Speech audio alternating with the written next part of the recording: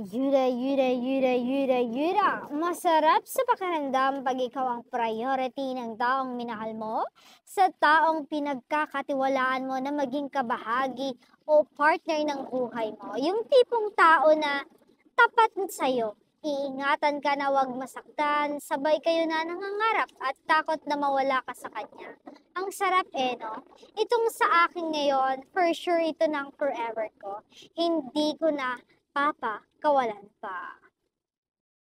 Yan ang sagot ng aktor na si Donnie Pangilinan nang tinanong namin sa kanya kung sa tingin niya na ba ay ang girlfriend niya ngayon ang siyang magiging forever niya.